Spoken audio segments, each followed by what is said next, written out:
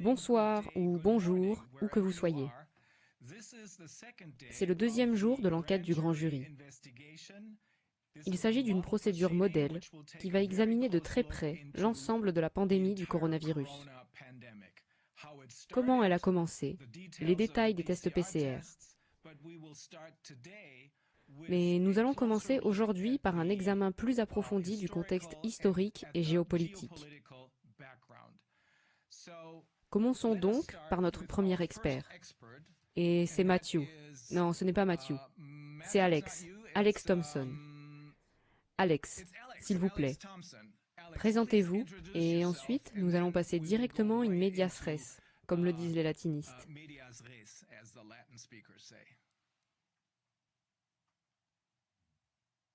Votre micro est éteint. Merci beaucoup, Rainer. Je suis Alex Thompson.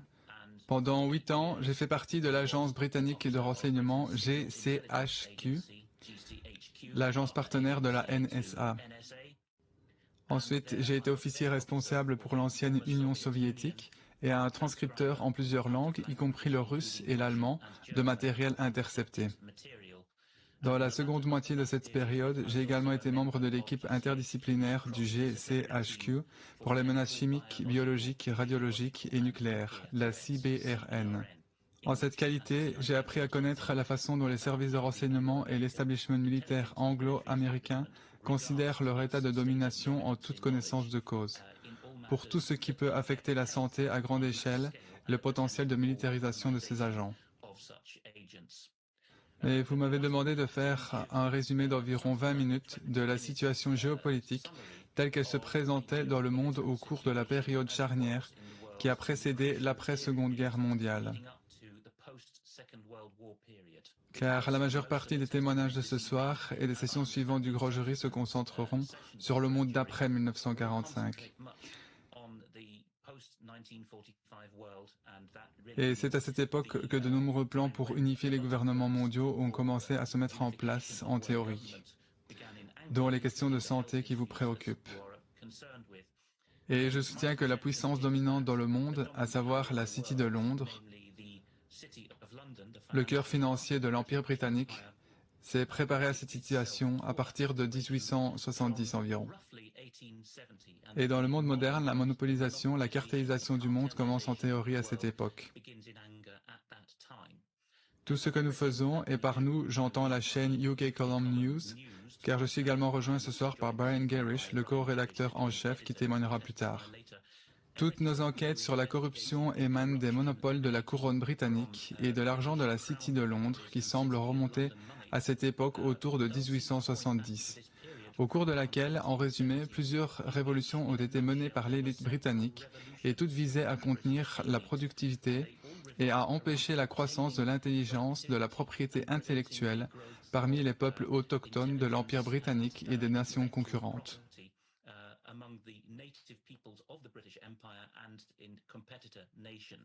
Il y a donc eu une révolution dans ce que vous pourriez appeler l'espace mental, qui depuis 2010 est un terme explicitement utilisé par le département central du gouvernement britannique, le Cabinet Office. Une révolution dans la qualité de l'éducation offerte aux écoliers britanniques et plus tard aux autres écoliers occidentaux. Une révolution dans le vol de la propriété intellectuelle par les élites. Une révolution dans le modèle des soins de santé et de leur libre accès. Et chez nous, une révolution constitutionnelle du modèle classique de démocratie libérale britannique, dont je sais qu'il a été explicitement copié sur la Grande-Bretagne par le continent européen et ses écoles de droit, à un modèle qui contrôle rigoureusement ce qui se passe au Parlement et dans les agences dirigées par les gouvernements utilisant le système des instructions de vote des partis.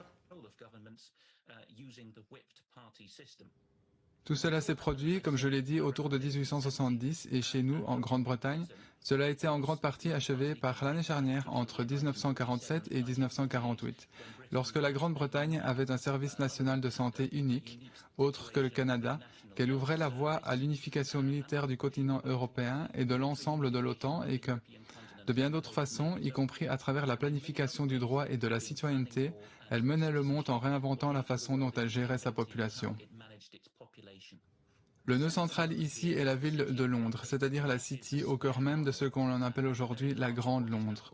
Ce point est important parce que la City de Londres et l'Église d'Angleterre sont les seules institutions qui ont survécu à toutes les révolutions constitutionnelles dans les îles britanniques, en gardant leurs privilèges et leur immense richesse intactes. La City de Londres se distingue des autres mégalopoles mondiales en ce qu'elle a choisi de rester géographiquement petite, alors que les zones urbaines qui l'entourent se développaient. La City de Londres a toujours un statut juridique distinct des 32 autres arrondissements londoniens et ne fait pas vraiment partie du Grand Londres en tant que tel, ses privilèges ayant été consacrés dès la Magna Carta de 1215. Son gouvernement autonome n'a jamais été remis en question. À plusieurs reprises au cours de son histoire, elle a exercé un pouvoir sur la couronne britannique et donc sur une grande partie de la planète pendant l'Empire britannique, notamment pendant la guerre civile du milieu du XVIIe siècle, lorsque la City de Londres est restée une puissance financière rivale de la couronne et a même, d'une certaine manière, aboli cette dernière pendant plus d'une décennie. Et après la restauration des couronnes et finalement la Révolution anglaise, 6 ans après seulement, avec l'arrivée du roi hollandais Guillaume III sur le trône de Grande-Bretagne, la Banque d'Angleterre a été créée en 1694 avec une injection de 12,5 millions de livres sterling de liquidités dans la couronne par ses actionnaires privés, dont on nous dit avec certitude qu'elle forme la base de toutes les dettes engendrées depuis lors jusqu'à ce jour. Et les descendants actuels de ces actionnaires et autres personnes ayant droit à des parts de la Banque d'Angleterre sont tenus secrets. La City de Londres exerce également un pouvoir et un contrôle sur ce qu'on appelle la mère des parlements, le Parlement de Westminster, notamment sous la forme d'un fonctionnaire de la City de Londres, connu sous le nom de Remembrancer, qui siège à la Chambre des communes où même le monarque n'est pas autorisé à entrer et qui enregistre les propos tenus au sujet des intérêts financiers. Il est trop compliqué de donner une définition de la couronne selon le modèle britannique, mais ce qui est important, c'est que le Cabinet Office, un département qui a été créé au début du XXe siècle, est le dépositaire effectif des prérogatives de la couronne. Ainsi, lorsque des personnes extérieures au Royaume-Uni pensent à la couronne, elles pensent souvent de manière excessive à l'ancienne situation où le monarque prêtait serment lors de son couronnement et était responsable devant le peuple. Dans la pratique, à partir de 1870 environ, la révolution constitutionnelle a fait en sorte que les financiers qui contrôlent les partis politiques tirent en fait les leviers des prérogatives de la couronne. Dans les coulisses, le modèle du gouvernement que la Grande-Bretagne possède encore et qu'elle a exporté dans le Commonwealth et dans le monde entier est celui d'un sanctuaire intérieur. Le conseil privé qui gouverne en fait au nom de la couronne, et ce n'est qu'en apparence. Comme l'ont admis les principaux auteurs constitutionnels depuis les années 1870, c'est seulement pour le spectacle que le Parlement et les ministères sont consultés, comme s'il existait une séparation entre le pouvoir législatif, exécutif et le pouvoir judiciaire au niveau du conseil privé. Or, ce n'est pas le cas. Durant cette période dont nous parlons, l'éminent constitutionnaliste anglais Walter Bashaw l'a admis au XVIIe siècle dans la deuxième édition de son livre, La Constitution anglaise, écrit en 1873, juste au moment où les instructions de vote des partis modernes ainsi que le think tank se mettaient en place pour établir la volonté du monopoleur de la City de Londres. Walter Bashaw a écrit dans un paragraphe qu'il y avait une distinction entre, je cite, les parties prestigieuses du gouvernement, c'est-à-dire la partie qui sont là pour le spectacle, et plus personnellement la couronne et, je cite, les parties efficaces dans le sens des parties fonctionnelles de la machine. Et il admet que les parties attrayantes ont un but, mais servent seulement à attirer la force du soutien national vers les partis qui travaillent vraiment dans les coulisses. Maintenant, pour simplifier au maximum, je pense qu'il est important de souligner que l'universitaire en histoire de l'université de Georgetown, Carroll Quigley, ça s'appelle C-A-R-R-O-L-L Quigley, était le tuteur de Bill Clinton, entre autres, et a écrit très franchement dans son livre Tragédie et espoir, l'histoire du monde à cette époque, qu'il y a eu 4 révolutions industrielles. Oui, ce langage familier venant du Forum économique mondial a déjà été utilisé dans les années 1960 par Quigley. Et nous ne comprendrons pas cela à moins de voir que le point de vue adopté ici est celui de qui possède la population. D'abord en Grande-Bretagne et ensuite dans l'Empire britannique. Lors de la première révolution, la propriété de la terre et des moyens agricoles fournit la richesse. Puis il y a eu une révolution industrielle mécanique, une deuxième révolution. puis une autre au cours de laquelle le capital financier domine le monde. Et c'est à partir de cette période, vers 1870, que la réserve d'argent de la City de Londres se rend compte que même cette bulle va éclater, et que la meilleure façon de dominer le monde à l'avenir sera de posséder les esprits, la productivité et les pensées de ceux qui sont dans le modèle pour empêcher de s'enfuir et devenir plus productifs que leurs patrons. Ainsi, l'ère moderne de la capitalisation, à la fois dans l'industrie et la géopolitique, a commencé autour des années 1870. En l'espace de quelques années à peine, le monde est passé d'une situation dans laquelle la City de Londres et l'Empire britannique n'avaient aucune concurrence sérieuse à un monde dans lequel plusieurs économies industrialisées ont été capables de concurrencer la Grande-Bretagne. L'Empire britannique et son centre financier, la City de Londres, s'étaient massivement étendus en Asie au cours de la génération précédente, notamment avec les guerres afghanes et les guerres de l'opium dans les années 1840, les guerres de Crimée et la mutinerie indienne dans les années 1850. L'une des banques les plus puissantes de la City de Londres, la HSBC, date en fait de l'époque du commerce de l'opium chinois. La criminalité imprègne donc les banques de la City de Londres dès le départ. En Europe, l'ordre post-napoléonien imposé par la Grande-Bretagne lors du congrès de Vienne de 1815 a commencé à s'effriter avec la réussite et l'échec des révolutions socialistes de 1848. La Russie et l'Autriche-Hongrie ainsi que les pays d'Europe de l'Est disposaient des armées terrestres les plus puissantes de l'époque. Et ce sont eux qui ont sauvegardé l'Europe en restaurant les têtes couronnées. Par conséquent, l'obsession de la politique étrangère britannique depuis le milieu du XIXe siècle, et c'est quelque chose que j'ai vu lorsque j'ai assisté aux réunions de Chatham House, le groupe de réflexion géopolitique suprême du monde à bien des égards, qui dit au ministère des Affaires étrangères ce qu'il doit faire. L'obsession de la politique étrangère britannique à partir du milieu du XIXe siècle était une nouvelle stratégie, à savoir s'allier avec les grands rivaux du passé, la France et jusqu'à l'Empire ottoman, contre les alliés historiques de la Grande-Bretagne en Europe du Nord et en Europe centrale, afin d'empêcher toute future alliance russo-allemande qui pourrait devenir le bloc dominant du monde. Une seconde stratégie consistait à empêcher la montée fulgurante de la productivité intellectuelle américaine et la démocratisation de l'invention, et à essayer de capturer cela. Dès 1812, les troupes britanniques envahissant Washington DC ont notamment épargné l'Office des brevets, parce qu'elles savaient qu'en le brûlant, elles se tireraient une balle dans le pied et ne pourraient plus dominer les inventions américaines après la Révolution américaine. Vers les années 1860, sous l'impulsion de Bismarck, Garibaldi et du tsar Nicolas Ier, les trois plus grandes nations européennes, qui n'étaient auparavant grandes qu'en termes de culture, sont soudain devenues des États politiquement unifiés et économiquement modernes. Avec le débat de la Grande et la Petite Allemagne, des signes sérieux indiquaient que l'Allemagne pourrait s'allier à l'Autriche pour former un seul État germanophone.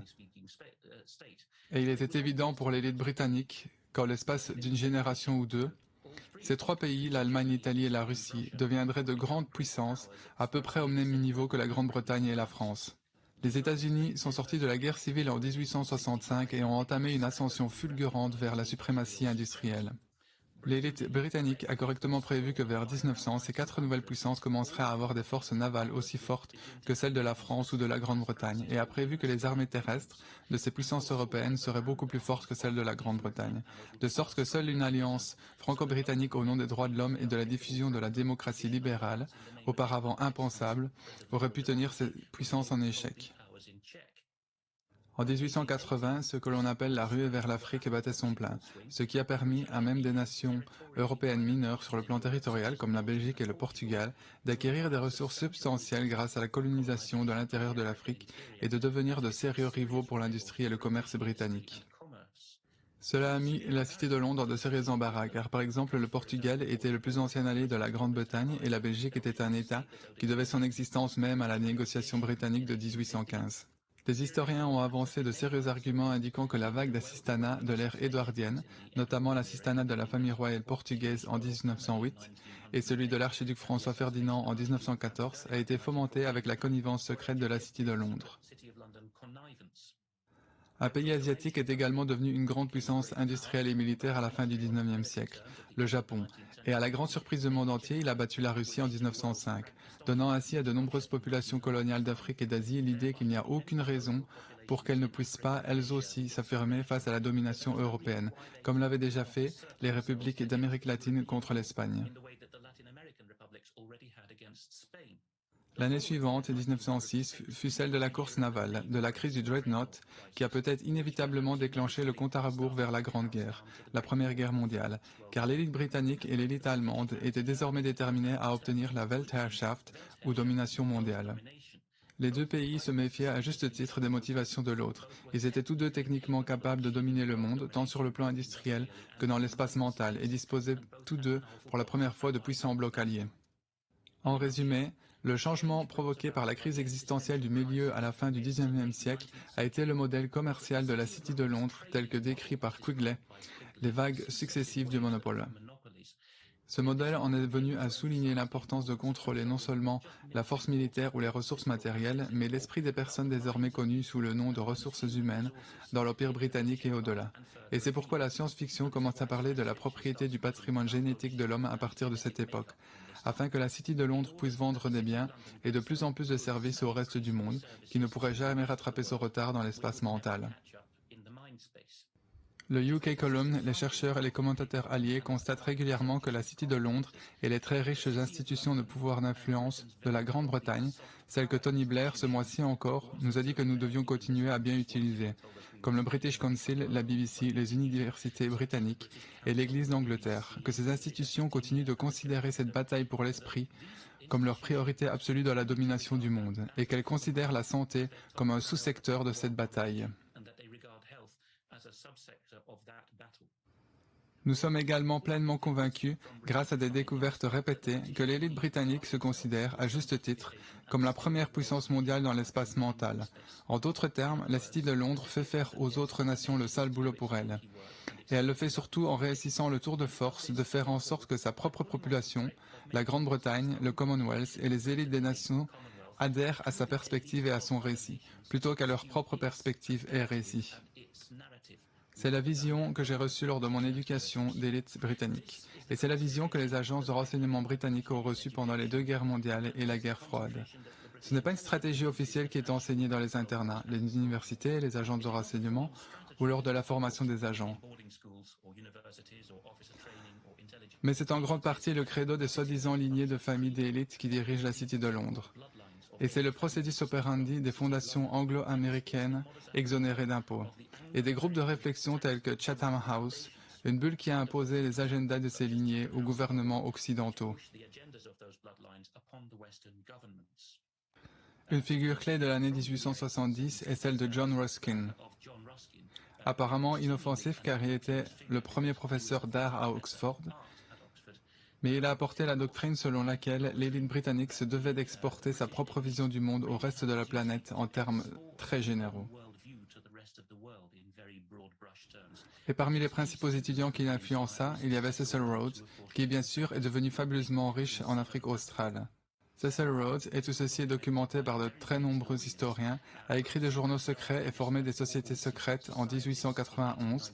Après 16 ans de planification, sa principale société secrète a été fondée. Les bourses Rhodes font partie de cette société. Les membres d'Oxford du réseau de Rhodes étaient des gens comme Lord Torney et Lord Milner, des géostratégistes bien connus. À Cambridge, il y avait le futur ministre des Affaires étrangères Lord Grey et Lord Isham. À Londres, il y avait le journaliste de premier plan à l'époque, W.T. Stead, ainsi que des initiés et des membres du comité exécutif de Cecil Rhodes, parmi lesquels les hommes susmentionnés plus Lord Rothschild.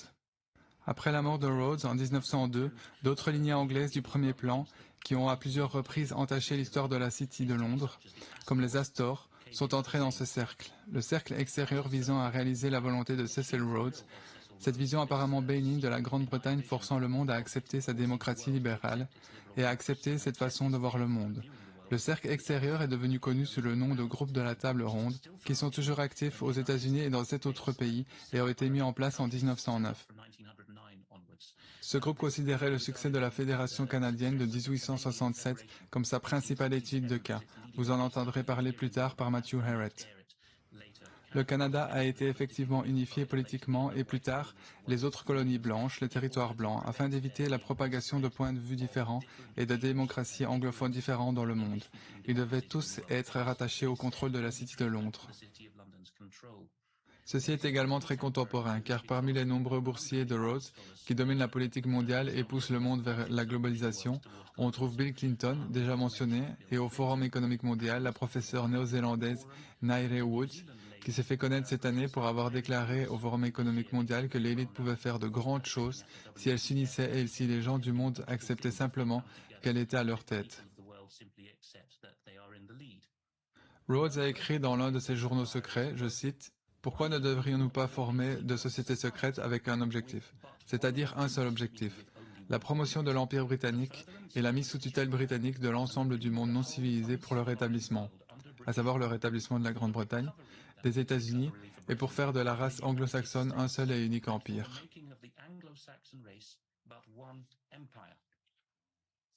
Il a également écrit « Formons le même genre de société, une église pour l'extension de l'Empire britannique. » On parle ici d'espace mental. Rhodes continue « Une société qui devrait disposer de ses membres dans chaque partie de l'Empire britannique, œuvrant pour un objectif et une idée. Nous devrions placer ces membres dans nos universités et nos écoles, et nous devrions regarder la jeunesse anglaise passer entre leurs mains.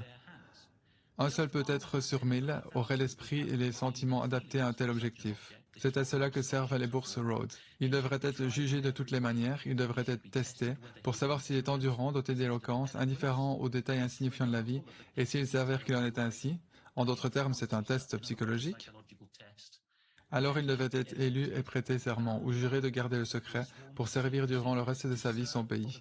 Il devrait ensuite être soutenu, s'il n'en a pas les moyens, par la société et envoyé dans la partie de l'Empire qui juge sa présence utile.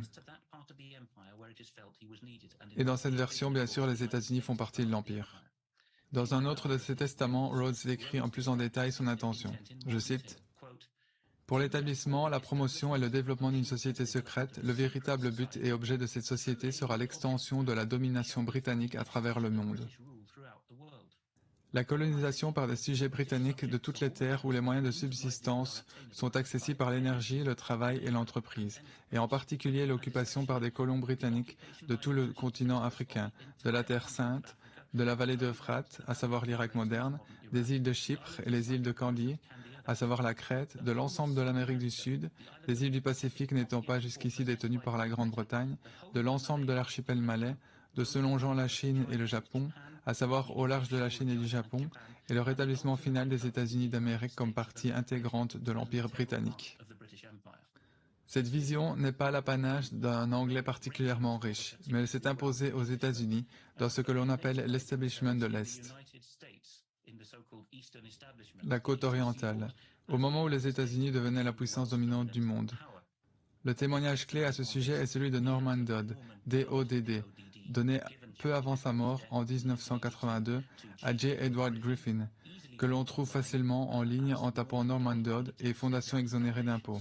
Dodd était le principal collaborateur de Rees, le membre du Congrès de l'Est du Tennessee ou EECE, qui, dans les années 1950, a mené une enquête au nom du Congrès sur l'effet de ces fondations exonérées d'impôts aux États-Unis, lesquelles ont adopté la vision de la City de Londres et de Cecil Rhodes afin de dominer la richesse. Maintenant, je vais lire ce que Dodd a dit dans cette interview. Il indique avoir embauché une avocate sceptique à Washington. C'était dans les années 1950, et il l'a envoyée à la bibliothèque de la Fondation Carnegie, l'une des principales fondations exonérées d'impôts, à laquelle elle a eu accès avec une ceinture de dictaphone, la technologie de l'époque pour enregistrer efficacement ce qu'elle lisait, afin de scanner la bibliothèque et de voir ce qui se disait à partir des années 1906 dont j'ai parlé plus tôt. Et cette femme initialement sceptique, je cite, indifférente aux objectifs du comité des risques, a découvert cela, ce qui l'a horrifiée. Elle a dicté dans sa ceinture, selon Dodd, « Nous sommes maintenant en 1908, l'année où la Fondation Carnegie a commencé ses opérations, et cette année-là, lit-elle tandis qu'elle se trouve dans la bibliothèque de la Fondation Carnegie, la réunion des fiduciaires a pour la première fois soulevé une question précise dont ils ont discuté pendant tout le reste de l'année d'une manière très savante. Et la question est la suivante. Existe-t-il un moyen connu plus efficace que la guerre en supposant que vous souhaitiez modifier la vie d'un peuple entier? Et il conclut que non. Aucun moyen plus efficace que la guerre, à cette fin, n'est connu de l'humanité. La Fondation Carnegie a soulevé la deuxième question et en a discuté, à savoir comment impliquer les États-Unis dans une guerre.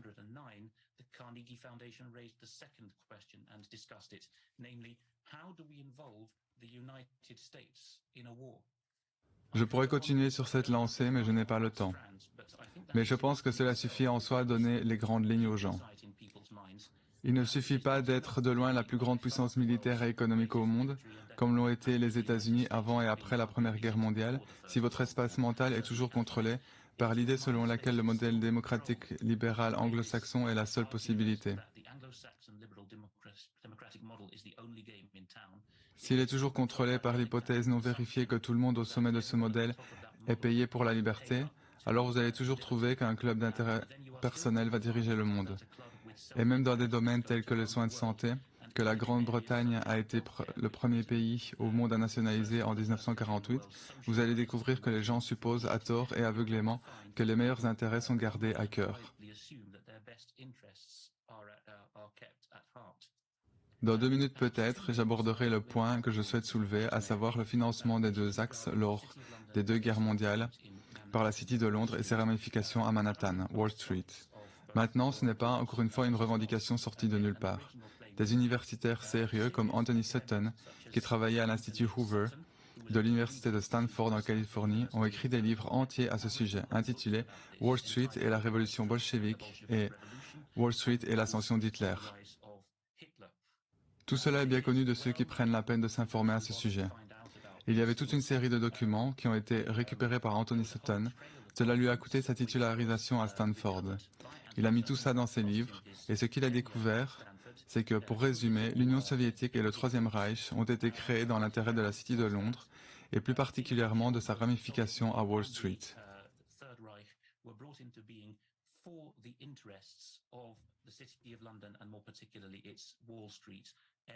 Et donc vous pouvez faire apparaître brièvement la première diapositive que je vous ai demandé de mettre à l'écran. Vous verrez un résultat de cela, à savoir qu'IBM avait une filiale monopolistique en Allemagne dénommée Hollerith.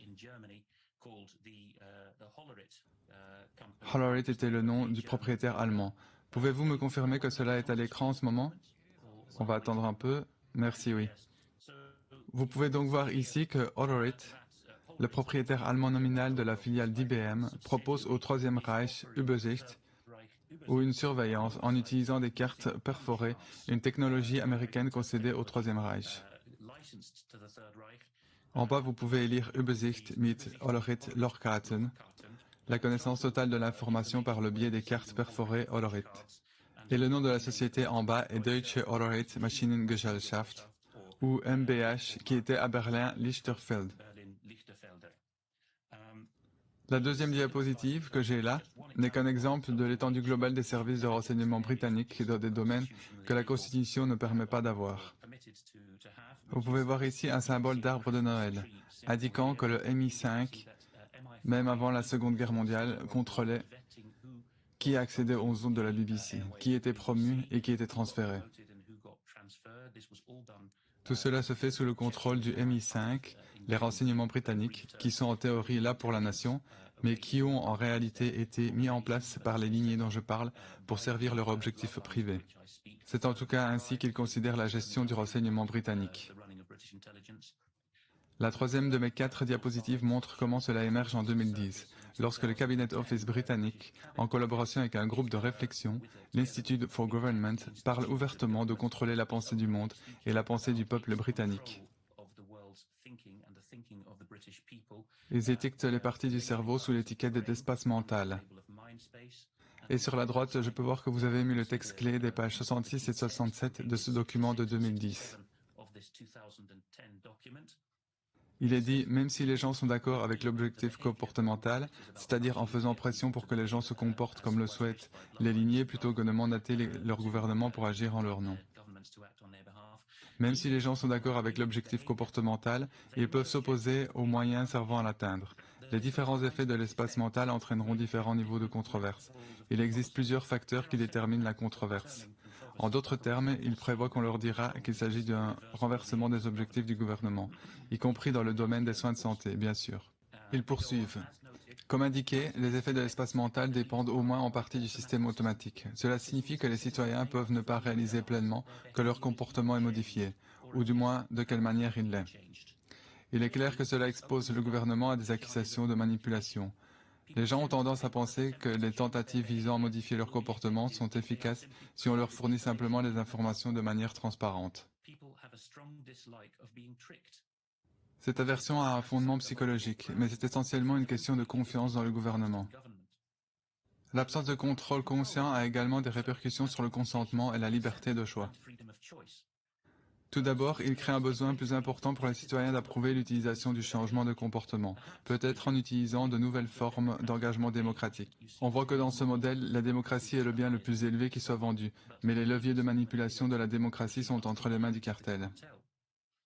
Deuxièmement, si l'effet fonctionne automatiquement, il offre peu de possibilités aux citoyens de se retirer ou de faire d'autres choix. Le concept d'architecture de choix est moins utile ici. Toute action susceptible de réduire le droit à l'erreur, le droit de refuser un traitement par exemple, sera très controversée. Bien sûr, certaines tentatives traditionnelles de changement de comportement ne sont pas explicites et elles ont suscité la controverse. Mais elles sont rarement accusées de manipulation parce qu'elles sont fondées sur des actions conscientes visant à fournir et à enregistrer des informations plutôt que sur des réactions inconscientes. Je pense que cela établit assez bien le principe selon lequel nous sommes formés dans ce monde moderne, dominé par la City de Londres et ses institutions dotées d'un pouvoir d'influence à penser que nous avons notre destin en main, parce que la démocratie libérale est souvent présentée comme étant le bon modèle face auquel tous les autres systèmes sont plus tyranniques et moins souhaitables. Mais toute la force du modèle de la City de Londres est qu'il peut maintenant opérer à distance à travers d'autres pays comme les États-Unis et l'Allemagne, comme cela a été démontré ici, pour persuader les gens que ce qu'ils voulaient avant n'est pas vraiment ce qu'ils veulent maintenant. Et c'est le remplissage de l'espace mental, qui est, je pense, l'arme la plus puissante. Et c'est ce qui est disponible ici. Maintenant, je vois que j'ai dépassé le temps imparti. Je vais donc laisser le reste des détails. Je n'aurais jamais pu espérer être exhaustif, mais j'espère avoir donné aux gens un petit aperçu de la longue série de recherches historiques solides menées par des personnes connaissant bien l'establishment britannique, afin d'établir que l'establishment britannique ne s'est pas battu loyalement depuis environ 1870.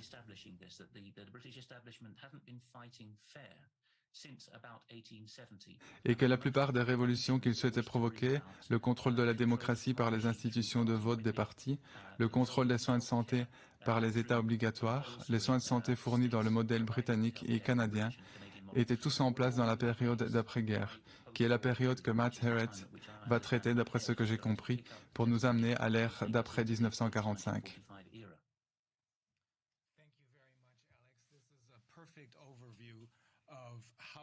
Merci beaucoup, Alex. C'est une parfaite vue d'ensemble qui explique comment nous en sommes arrivés là. Si vous le permettez, j'aimerais juste poser quelques questions. Bien sûr, mes confrères feront de même. Mais est-il exact que la City de Londres est le véritable centre névralgique du Royaume-Uni? Sans l'ombre d'un doute.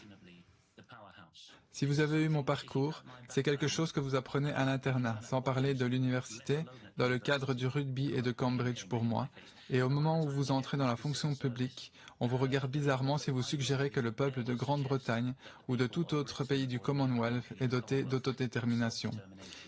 Non, il est entendu que la City de Londres possède le corps, l'âme et l'esprit du peuple. En fin de compte, cela semble avoir commencé assez tôt. Je ne sais plus si ça a commencé en 1870 ou au début des années 1900.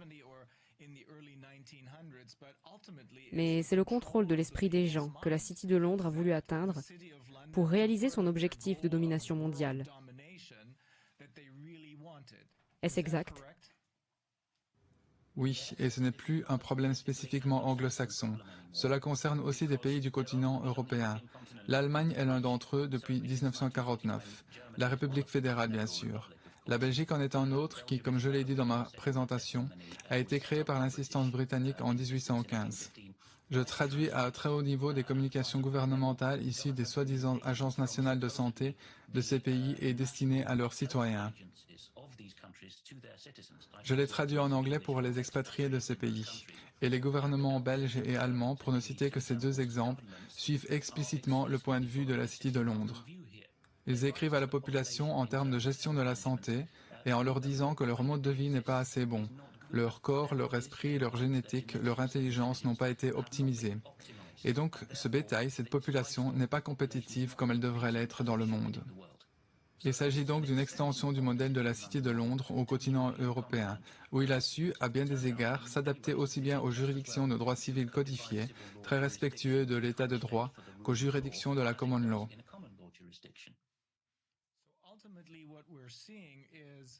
Donc, en fin de compte, ce que nous voyons, c'est une institution très puissante financièrement, la City de Londres, qui s'étend sur l'Atlantique comme une cinquième colonne, comme certains le prétendent, car ils ont Wall Street.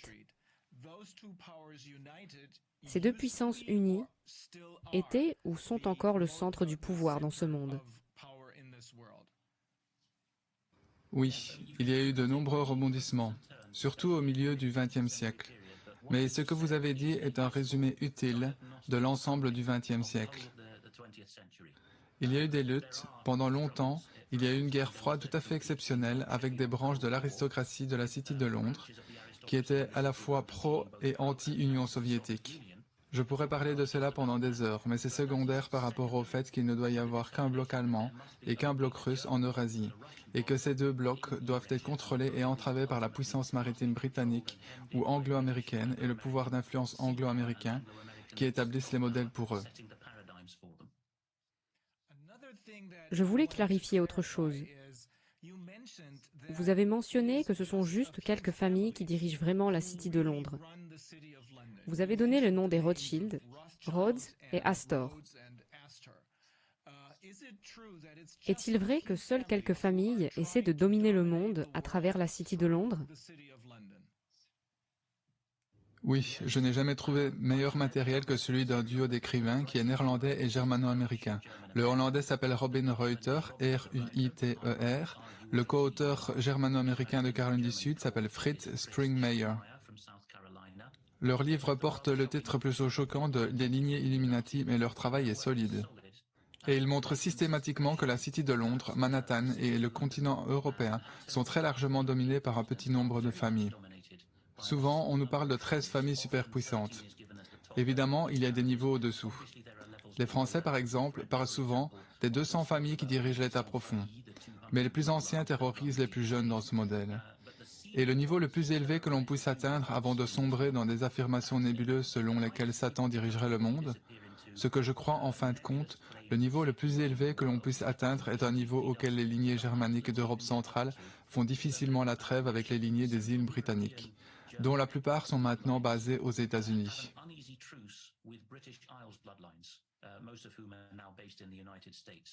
C'est le modèle le plus important.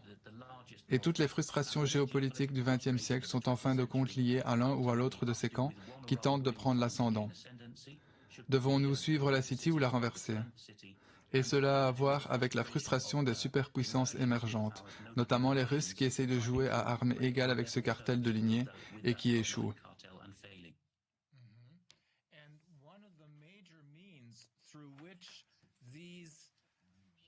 Et l'un des principaux moyens par lesquels ces quelques familles tentent de dominer le reste du monde semble être à travers l'espace mental, ce qui ressemble un peu au contrôle mental. Est-ce que cela implique des opérations psychologiques? Tout à fait, oui. Aucune nation n'est entrée dans le jeu des opérations psychologiques avant la Grande-Bretagne. Dès qu'il y a eu des agences de renseignement officielles en Grande-Bretagne, à l'époque édouardienne, juste avant la Première Guerre mondiale, cela est devenu un point clé. Mais ils ont emprunté beaucoup de leurs idées à Vienne et à l'Allemagne, qui étaient à l'avant-garde dans le domaine de la psychologie à l'époque. Il s'agit donc d'un intérêt transnational des zones anglophones et germaniques pour dominer le monde de l'époque en utilisant les astuces de l'espace mental, qui ont été largement perfectionnées lorsque l'Amérique a acquis une hégémonie incontestée après 1945. Comme dans tant d'autres domaines, tels que l'opération Paperclip pour les domaines techniques, on a utilisé beaucoup d'esprits du Troisième Reich et de l'Union soviétique transférés aux États-Unis de manière clandestine. Cela a été considéré, depuis l'époque d'Edward Bernays et de Freud, comme le moyen le plus puissant de contrôler l'action dans le monde réel. Parce que si vous ne pouvez pas percevoir qu'il existe une autre façon de faire les choses que celle que l'on vous dit être la bonne, alors c'est évidemment le pouvoir suprême que vous pouvez avoir. Si vous avez ce pouvoir, vous contrôlez des gens qui sont plus nombreux, plus intelligents et plus forts que vous. Ai-je bien entendu? Vous avez utilisé le terme bétail. Est-ce vraiment la vision que ces gens ont du reste du monde? Dans les années 1980, lorsque j'étais dans un pensionnat britannique supérieur, ce terme était utilisé ouvertement par les petits-fils de personnes haut placées à la City de Londres pour décrire la population britannique qui passait sous leurs propres fenêtres et se rendait en cours ou au travail en ville. Les termes qui étaient utilisés à leur sujet tournaient autour de l'idée qu'ils étaient du bétail et qu'ils ne méritaient pas une place dans le monde autre que sous la direction de l'élite britannique.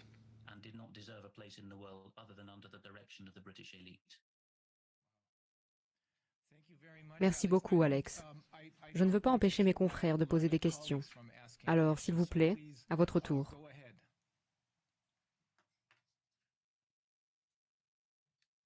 Bonjour Monsieur Thompson, merci beaucoup pour votre témoignage. Vous m'entendez bien? Très bien, merci. Excellent. Monsieur Thompson, je voudrais savoir, et vous avez en fait abordé le continent africain, et plus précisément, vous avez mentionné Cecil John Roberts. J'aimerais que vous me disiez quel rôle joue actuellement la City de Londres sur le continent africain. Pouvez-vous, s'il vous plaît, développer ce point? Le rôle qu'elle joue est très sombre et complexe. Et on le voit surtout lorsque des coups d'État et des révolutions se produisent dans les anciennes colonies britanniques. Bien sûr, il y a tout un groupe de pays anciennement colorés en rose sur la carte, allant du Caire jusqu'au Cap, où la Grande-Bretagne a presque installé un chemin de fer et une unique colonie. Et c'est dans ces pays qu'on le voit le plus clairement. Le fils de Madame Thatcher a été impliqué dans une tentative de coup d'État ratée dans un pays africain non anglophone, la Guinée équatoriale. Ce n'est qu'un exemple de tentative ratée, et les sponsors de la City de Londres ont laissé Margaret Thatcher nettoyer ça toute seule, pour ainsi dire, lorsque cela a échoué.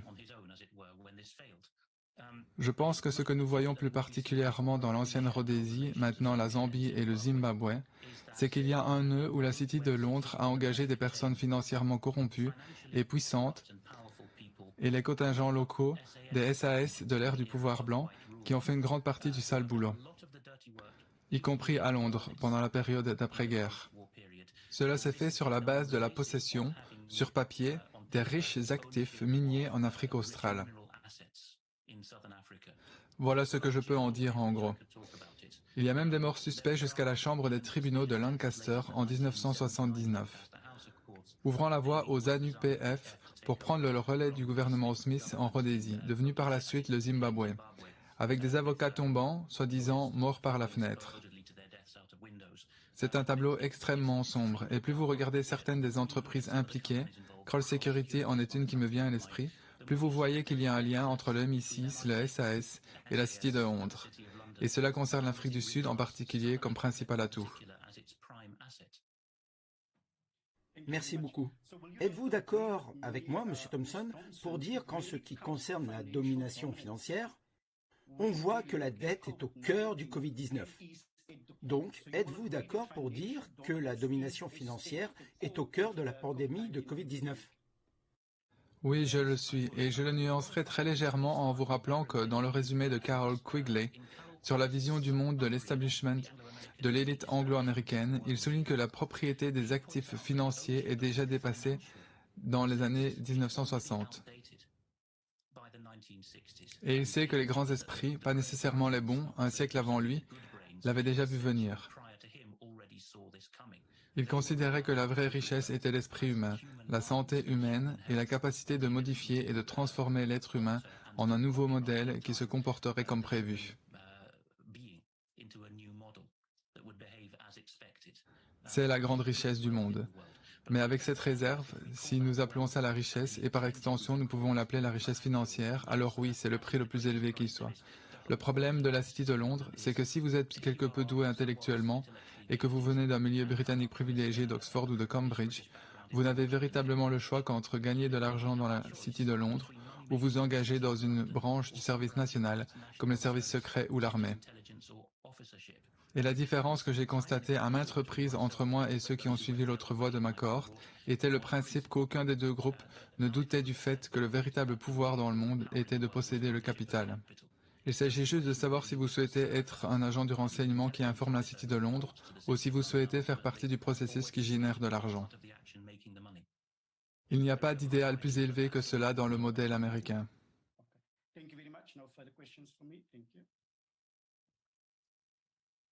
D'accord, merci beaucoup. Je n'ai pas d'autres questions. Des questions de la part d'Anna ou de Virginie ou d'Ipali? Oh non, je pense que c'était vraiment excellent. La seule question que je voudrais poser est la suivante. Comment expliquez-vous cela? Vous avez mentionné plusieurs choses comme le copywriting de l'esprit humain, peut-être même de la génétique. Pensez-vous qu'il y a un lien entre les vaccins actuels, les soi-disant vaccins de Pfizer, Moderna, Janssen et AstraZeneca? Pensez-vous qu'il y a une relation entre eux et cet objectif de copyright des humains? J'y crois fermement. Je ne suis pas qualifié d'un point de vue médical ou biotechnologique pour expliquer la part de vérité qu'il peut y avoir dans tout cela. Mais j'ai vu à maintes reprises que lorsqu'il y a de la hauteur, et lorsqu'il y a une croyance pseudo-théologique parmi l'élite en Grande-Bretagne et en Amérique, on peut atteindre un certain objectif en faisant un certain tour. Par exemple en modifiant un gène et en apposant un copyright sur un corps humain.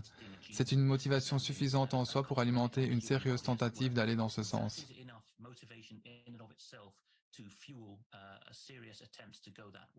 Et je sais que lorsque Debbie Evans interviendra dans le créneau de Brian Gerrish, plus tard dans la soirée, elle parlera de l'idée que l'édition génétique permettra de facto de copier sournoisement le nombre d'âmes et de corps de l'humanité qui sont concernés, de sorte qu'ils ne seront plus sous la protection du Créateur. Merci, merci.